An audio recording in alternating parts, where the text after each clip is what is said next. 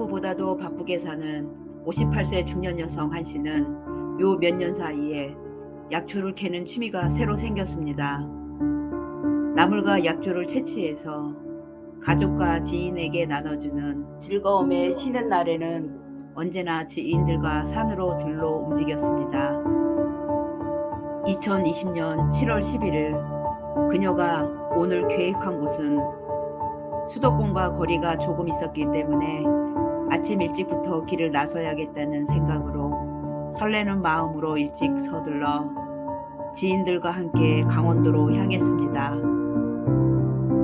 평소 3가지 직업을 가질 정도로 부지런함이 몸에 배어있는 한 씨는 사람들과 어울리는 것을 좋아해 쉬는 날이면 약초 캐기, 여행, 이런 취미생활도 지인들과 함께 했습니다. 그날도 지인들과 산에 가서 산나물과 약초를 채취하기 위해 일행들은 강원도 인제군 북면에 도착하여 등산로 주변 한적한 곳에 차를 댔습니다. 그녀들은 오늘은 얼마나 캘 수 있을지 설레는 마음으로 산에 오릅니다. 그런데 얼마 지나지 않아서 한 씨는 그동안 피곤이 쌓여 있었는지 몸 상태가 별로 좋지 않았습니다. 결국 일행들에게 몸이 좀 안 좋아 차에 가서 좀 쉬어야 될 것 같다고 말하고 난 뒤 그 길로 혼자 산을 내려갑니다. 그것이 그녀의 마지막 모습이었습니다. 오후 2시 30분쯤 그녀의 지인들이 약초 캐기를 마무리하고 산에서 내려왔으며 그녀가 쉬고 있는 차에 가까이 다가가면서 믿기 힘든 충격적인 장면을 목격합니다. 쉬고 있겠다던 한 씨가 피를 잔뜩 흘린 채 차 옆에 쓰러져 있었기 때문입니다. 주변에는 핏자국이 낭자했습니다. 그녀는 목이 반쯤 잘려 있었으며 몸에 수십 개의 자상이 남아 숨져 있었습니다. 현장에 출동한 경찰은 긴급 수사에 나섰습니다. 공격의 잔혹성을 보아 면식범을 의심하게 됩니다. 다행히 차에는 블랙박스 영상이 남아 있었습니다. 혼자 차에 들어온 한 씨가 곧바로 잠을 청합니다. 그리고 조금 뒤에 한 남성이 대뜸 차문을 열고 그대로 들어오더니 한 씨를 칼로 쉴 새 없이 마구잡이로 공격했습니다. 너무도 순식간에 일어난 일이라 공격을 당하면서도 그녀는 왜 이러는지 이유가 뭔지 궁금했습니다. 격하게 저항을 하고 범인한테 힘을 다해 발길질을 하기도 했습니다. 하지만 범인이 한 씨의 발목을 칼로 찔러서 제압했고 그녀의 목을 집중적으로 공격합니다. 한 씨는 더 이상 소리조차 지를 수도 없었으며 이후에 범인은 수십 번 칼로 더 찔렀습니다. 공격을 당하면서도 살아있었던 한 씨는 저항조차 하기 힘든 몸으로 차 밖으로 피하고 그곳에서 숨을 거두고 말았습니다. 범행 직후에 범인은 유유히 현장을 떠났습니다. 경찰은 즉시 영상 속 남성을 추적하기 시작했습니다. 그리고 당일 밤 11시에 이 현장에서 7km 정도 떨어진 근처 이웃 마을에 살던 23살 남성 이모 씨를 체포합니다. 경찰이 처음에는 이 사건이 원한 관계에서 비롯되었다고 생각을 했습니다. 그런데 이 씨를 체포하고 수사하는 과정에서 예상과는 전혀 다르게 그녀와는 어떠한 일면식도 없고 연결고리가 전혀 발견되지 않았습니다. 이 씨가 저지른 이 살인은 금전을 노린 강도살인도 아니었으며 성폭행을 노려서 온 것도 아니었습니다. 사이코패스도 아니었습니다. 자라온 환경, 애정결핍, 정신감정 결과 모두 정상이었습니다. 한 번도 본 적 없는 그냥 마을에 평범하게 살고 있던 청년이 사람을 끔찍하게 죽인 것입니다. 경찰 조사에서 이 씨는 묵비권을 행사합니다.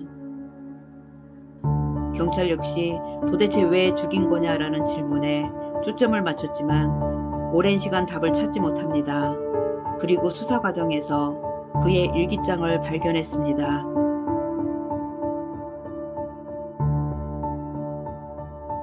사람 목숨을 꼭 한번 빼앗아 보고 싶다. 세상 모든 사람이 나에게 비아냥거리고 시비를 걸어서 화나게 만든다. 대부분의 사람은 무례하다. 인간은 절대 교화될 수 없다. 나는 다른 사람을 심판하고 다 죽여버릴 권리가 있다. 닥치는 대로 죽이되 100명에서 200명은 죽여야 한다. 사람이 어떻게 죽는지 너무 궁금하다는 내용이었습니다.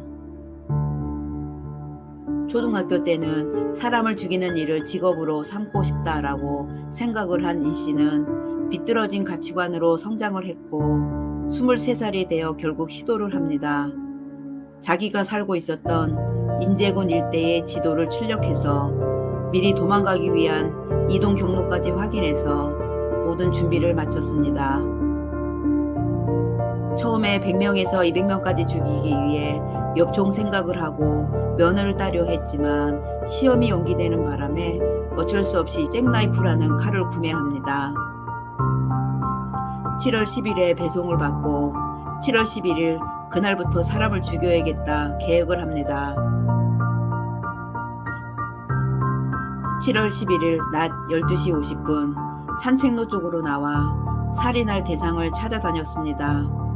공터에 차량 한 대가 주차되어 있는 걸 발견하고 칼 2개를 소지한 채 차량으로 천천히 다가가 차 안을 살폈습니다. 문은 잠겨져 있지 않았고 차 안에는 홀로 쉬고 있는 사람이 있었습니다. 범인 이 씨는 이 근처에 있던 시설 및 주변을 탐색합니다. 이후 사람이 없다는 걸 확인하고 다시 차량으로 돌아온 그는 가만히 피해자를 지켜보고 있습니다. 그는 차의 문을 열고 들어가 오른손에 들고 있던 잭나이프로 목 부분을 먼저 공격합니다. 생면부지 처음 보는 한 씨를 수십 번 잔혹하게 49번 찔러서 살해했고 이후에 그는 태연하게 집으로 돌아갑니다.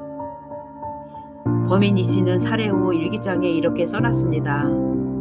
재미도 없고 귀찮기만 하다. 시작을 말았어야 했나. 다행히 이 씨의 범행 행적은 블랙박스에 고스란히 남아 있었고 사건 몇 시간 만에 그는 검거되었습니다.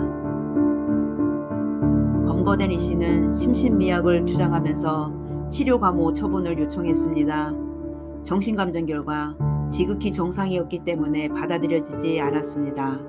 재판 과정에서도 불우한 가정 환경에서 나를 자라게 한 부모 탓이라면서 환경 탓을 하기도 했습니다.